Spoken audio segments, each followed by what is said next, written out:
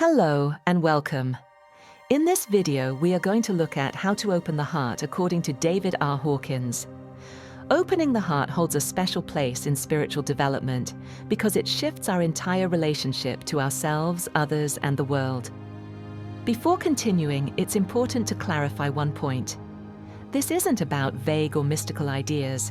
We're talking about a real energetic center that, when opened, has clear and measurable effects on our entire human experience. To put things into perspective, the heart has its own neurons, and it generates an electromagnetic field that is not only significantly larger than the brain's, up to 100 times stronger electrically, and up to 5,000 times stronger magnetically, but also measurable several feet outside the body. This field is influenced by emotional states and appears to play a key role in communication within the body and with others. These findings support the idea that opening the heart is not just symbolic. It reflects a real physiological and energetic transformation. In Eastern traditions, the heart chakra, anahata, is seen as the energetic center where the personal and the transpersonal meet. It is associated with compassion, integration, and emotional openness. While Hawkins does not frame his teachings in chakra terminology, the transformation he describes aligns directly with the activation of this center. His process of surrender gradually shifts awareness from the lower emotional energies rooted in survival and control to the expansive field of love, which mirrors the heart chakra's natural expression. Opening the heart in the teachings of Hawkins is, in other words, not a metaphor. It is a distinct and traceable transformation of consciousness. It reflects a movement from emotional contraction to expansion, from separation to connectedness. In Hawkins's framework, this shift is neither abstract nor vague. It corresponds to specific levels of consciousness and emotional patterns. The heart opens not because we force it to, but because we remove what keeps it closed. According to Hawkins, the path to the open heart is the path of surrender, of letting go of inner resistance, of releasing suppressed emotions, and of ceasing to identify with emotional states such as fear, pride, or control. To understand this path, it helps to first look at Hawkins's map of consciousness. This map shows a scale from lower states like shame and guilt to higher states like love and peace. At the lower end, emotions are marked by fear, blame, and desire. At these levels, the heart is defensive and therefore contracts. Love is conditional or absent. Hawkins explains that the heart cannot function fully when consciousness is dominated by survival patterns, resentment, or inner conflict. The key insight is this: you cannot open the heart while holding on to lower emotional energies. They must be surrendered. Letting go is not the same as ignoring, suppressing, or acting out feelings. Hawkins defines letting go as a mechanism of surrendering the internal resistance to what is being felt. When an emotion arises, instead of analyzing it or reacting to it, one allows it to be there without interference. You don't resist it, you don't suppress it, and you don't feed it with thoughts. You simply allow it. And in doing so, the energy behind the emotion begins to dissipate. This practice creates space. And in that space, the natural qualities of the open heart begin to emerge. As you probably know, the mental chatter that is associated with negative emotions usually happens more or less automatically, which means that it's not as easy as just deciding not to think about the emotion anymore. However, it's helpful to know that this way of responding to our emotions is a habit that stems from certain unconscious beliefs. The foundational belief is usually something along the lines of, there is something out there in the external reality that is causing me to feel this way, and I need to find out what it is so that I can do something about it. In reality, negative emotions are often just trapped energy inside the body that can get triggered by various internal and external reasons. And even when something in the external reality triggers an emotion, our emotional and mental response is dependent on subjective factors, such as suppressed emotional energy and habitual patterns of thought and behavior. To begin breaking this habit, Hawkins suggests a kind of internal witnessing. When a feeling arises, instead of going into problem-solving or storytelling, pause and ask, "Can I just let this be here without having to think about it?" Over time, this simple question becomes a powerful pattern breaker. The goal is not to suppress thoughts, but to stop energizing them in response to emotion.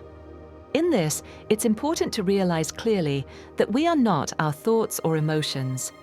They are something that happens within our field of awareness. This will help break the identification with them. However, this cannot just be an intellectual understanding. It has to be integrated and lived, because otherwise, negative emotions easily override the intellect and throw you into identification even though you know better. This is why cumulative practice is needed. Each time you manage to stay aware when a trigger shows up and let go of the need to explain, justify, or interpret an emotion, you reduce the tendency to automatically engage with thought. Eventually, the emotional charge weakens, and thoughts related to it begin to dissolve on their own. And as you progress, it becomes easier and easier to simply see thoughts and emotions as just movements inside your field of awareness that have nothing to do with your true self, which is what you come into contact with more and more the more your heart opens. So while this interaction between thoughts and emotions may feel automatic at first, Hawkins offers a pathway. Stop resisting the feeling, allow it to be there, and gently place your attention on the feeling itself, not on the mind's narrative about it. In his words, emotions do not have to be understood, they simply need to be surrendered. With repetition, this becomes not only possible, but increasingly natural. Hawkins furthermore makes clear that love is not generated, it is revealed. It exists as the background state of consciousness when the interference patterns of anger, fear, and pride have been surrendered. These interfering patterns are deeply conditioned in most people. They are not personal flaws, but the result of long-standing survival programming. They persist until they are seen clearly and let go of intentionally. You can increase the love energy in your field by consciously feeling into your heart, but the energy is already there, present behind the noise.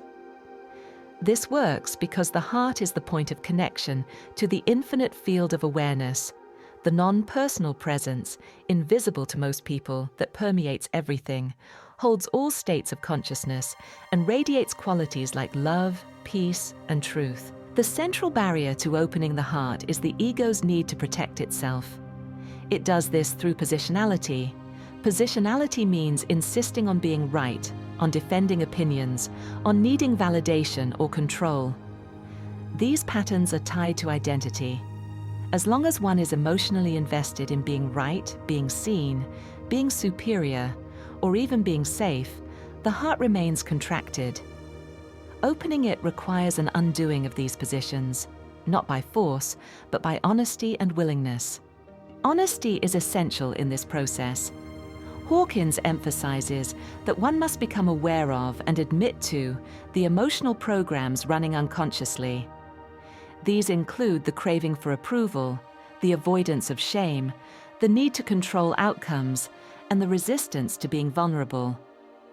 When we allow these patterns to be seen and acknowledged without judgment, they begin to lose their grip. In this state of transparency, the heart begins to open naturally. This process is neither linear nor quick. Hawkins is clear that transformation takes place gradually, layer by layer. To repeat, the emotional charges that keep the heart armored must be surrendered. Then the underlying assumptions that fuel those charges are revealed and released. As this unfolds, a state of openness begins to emerge. But it is not openness as a tactic. It is not about becoming emotionally expressive. It is about becoming emotionally available to what is real without defending against it. One of the deepest blocks to the heart is pride. Pride is often misunderstood. It feels empowering because it is above apathy and fear on the scale of consciousness, but it is still a state of separation. Pride compares, competes, and divides. It says, "I will love only if it feels safe." It judges others to maintain superiority. Hawkins warns that pride shuts down spiritual progress because it refuses humility, and humility is required to go beyond the illusion of control and to allow love to be unconditional. True humility is not self-negation, it is self-honesty. It recognizes that all people operate from conditioned patterns and that no one is fundamentally superior or inferior.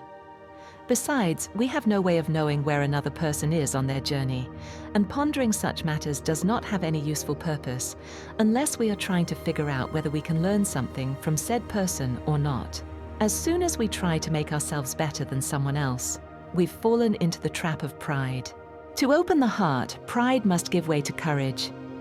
Courage is the threshold where transformation becomes possible. At this level, one begins to take full responsibility for one's inner experience. The shift is from blaming others to noticing what is being held onto internally. Courage is the willingness to see that the source of suffering is not external. It is the inner resistance to what is.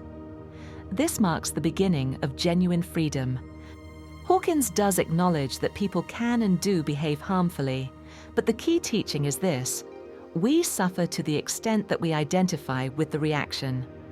While the behavior of others might trigger an emotional response, the continuation of that suffering depends on whether we hold on to it, through resentment, blame, or the need to be right. It's true that people may act with cruelty, selfishness, or negligence. Hawkins never denies this. What he points to is not a denial of external behavior, but a shift in where freedom is found. The statement that the source of suffering is not external does not mean that external actions are morally acceptable or should be ignored. It means that our emotional suffering is perpetuated by our internal resistance to what is. Beyond courage lies neutrality, willingness, acceptance, and eventually love. Each of these levels reflects a more open and less reactive state of being. Neutrality is the capacity to stay emotionally balanced. Willingness is the openness to growth and cooperation. Acceptance is the acknowledgement of reality as it is, without trying to control it. These are all forms of inner expansion. They allow the natural state of the heart to become visible. When Hawkins speaks of love, he does not refer to emotional sentiment or attachment. Love, in his framework, is a state of being. It does not depend on conditions. It does not fluctuate based on behavior. It sees the value in all life and expresses itself through kindness, compassion, and inclusion. This love does not need to be deserved. It does not seek to be returned. It is not something that one gives or receives in a transactional way. It is the nature of awareness when free from the distortions of fear. As one continues the practice of surrender, the experience of love becomes less personal and more pervasive. It no longer arises in reaction to specific people or events. It becomes the context in which all experience occurs. This shift is not dramatic, but subtle and stable. It is marked by a sense of peace, inner stillness, and clarity. Judgments decrease, expectations loosen. The need to defend the self diminishes. What remains is presence. This presence is what Hawkins identifies as the true self. It is not an identity, but the field of awareness that remains when all false identities are surrendered. The open heart is an expression of this field. It does not need affirmation, nor does it seek control. It includes rather than excludes. It allows rather than resists. And it remains steady even in the face of difficulty. Opening the heart, then, is not a practice of feeling a certain way. It is a practice of letting go of what blocks the natural state of being. It is not about becoming good, but about becoming free. Hawkins warns that striving to be loving from the ego only creates more conflict. Real love arises not through effort, but through surrender. It is the absence of positionality, not the adoption of a new identity. Opening the heart doesn't require you to become someone new. It asks you to let go of who you think you need to be. When there is no rigid position left to defend, what remains is spaciousness. And in that space, love naturally arises. In this light, suffering becomes a teacher. Every emotional trigger is an opportunity to notice what is being held on to. Every judgment is a signpost pointing to a hidden belief. Every craving or aversion reveals an attachment. By observing these patterns without resistance and allowing them to pass through, one deepens the capacity to remain open. This openness is not passive. It is deeply alive. It listens, responds, and includes. This is important to understand. The more you open your heart, the more you can allow the events in your life to become teachers rather than obstacles or attacks. And the more you treat life in this manner, the more you open your heart. As the heart opens further, forgiveness becomes natural. Not because one decides to forgive, but because there is nothing left to hold on to. Resentment is a form of self-protection. At its core, whether this is recognized or not, it is based on the idea that something needs to be remembered in order for us to stay safe. But when that safety is seen to be an illusion, and that we never really were in any danger, the memory loses its charge. What remains is clarity. And in that clarity, forgiveness is not a decision. It is the absence of a grievance. Hawkins also points out that the energy of love is healing. Not metaphorically, but literally. He documents how emotions such as guilt and fear weaken the body's energy systems, while emotions like love, joy, and peace strengthen them. Opening the heart, therefore, is not only a spiritual practice, it is a physiological shift. It changes the body's chemistry, the brain's patterns, and the immune system's responses. The body becomes more resilient when consciousness is more coherent. In summary, opening the heart, according to David R. Hawkins, is not a matter of effort, emotion, or belief. It is the result of surrender. By letting go of inner resistance, habitual emotional reactions, and the need to defend psychological positions, the natural state of love begins to emerge. This love is not created. It is revealed as the background of awareness once interference is removed. The process is not instant, but cumulative. Through honest observation, emotional presence, and repeated letting go, the contraction of the heart begins to soften. This shift is not just emotional or symbolic. It is energetic, neurological, and physiological. The heart's electromagnetic field plays a central role in coherence and healing. And Hawkins shows that higher emotional states like love and peace restore the body's natural balance. As suppressed emotions are surrendered and identification with thought loosens, one becomes more anchored in the field of awareness itself, which expresses as openness, clarity, and inclusion. In the end, the open heart is not a destination, but a return. Love was never absent, only obscured. Every moment of surrender clears the way. And when there is no longer a need to protect or justify, the heart opens effortlessly, not through force, but as the most natural response to what is. Finally, we've talked a lot about how to live life from a place where the heart naturally opens. We did, however, also touch upon the fact that there are certain practices that will increase our connection with the heart and the love energy that resides there. And we will now conclude with a small practice designed specifically to help open the heart and facilitate heart-brain coherence. It will only take a few minutes, and even if it becomes more powerful with repetition, only doing it once will have a subtle effect. First, if you simply stay gently present with the feeling in your heart, a subtle shift may begin to take place, even if it goes unnoticed at first. Over time, you might start to sense a faint tingling, warmth, or quiet pulsing in the center of the chest. This is not something you need to seek or produce. It emerges naturally as attention rests without resistance. The more often you return to this space with sincerity, the clearer and more distinct this sensation becomes. It's the system reorienting itself toward coherence, and the heart beginning to reveal its native intelligence.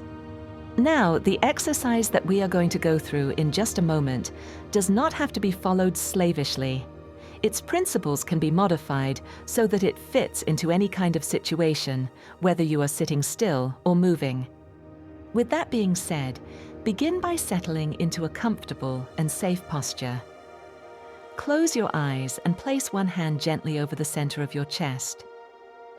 Breathe slowly and naturally, allowing each inhalation and exhalation to soften the muscles in your body. Bring awareness to any emotional tension or discomfort you might be holding. Don't analyze or judge it. Just notice, where is it in your body? What is its texture or shape? Recognize any resistance as part of what needs to soften. As Hawkins explains, suffering arises from how we resist what is. So we invite a shift in this moment by turning toward it with curiosity. Now, internally ask yourself, could I let this go? You don't have to force an answer, just hold the question. Let your breath continue and allow any tightness or emotional charge to remain present. You don't need to push it away. Notice if the body relaxes or if your heart area opens even slightly. Calm, relaxed presence and awareness are key here. Be aware of what is happening within at this moment and how you relate to it. If thoughts arise, stories, judgments, memories, simply note them without grasping. Then gently return your attention to the feeling in your chest. Each return is a moment of choosing freedom over reaction. Over time, this weakens the habitual loop between thought and emotion. Once you sense even a small shift toward ease or warmth, gradually bring attention to your heart space. Stay quietly present there, perhaps sensing the rhythm of your heartbeat or the warmth beneath your hand. Let the field around your chest expand, as though your awareness is tuning into something naturally present. You don't create love, you simply allow it. Hold this state for a minute or more. If tension or thoughts re-emerge, repeat the same steps. Noticing, asking, could I let this go? Returning to the felt sense in the heart, and resting with gentle awareness. You can practice this daily, even several times a day. Over time, this simple sequence, notice, surrender, heart attention, shifts habitual resistance and deepens access to the natural field of love and coherence. The combination of inner witnessing and heart attunement bridges Hawkins's surrender-based path with modern understanding of heart-mind coherence, reinforcing not only inner openness, but also emotional resilience and clarity. That concludes the exercise. If you want to learn more about Hawkins's work, we have a playlist with different videos about his teachings. We also have playlists with videos about the fourth way system, a path of inner development that integrates mind, emotions, and body through conscious attention, and the works of Eckhart Tolle, which will assist you in the very real shift that you are going through on the inside, which opening the heart is a crucial aspect of. These are available on the end screen right now. You've now reached the end of the video. Remember to like and subscribe, and check out the description and comment section to see other things that we do. Thank you for your time.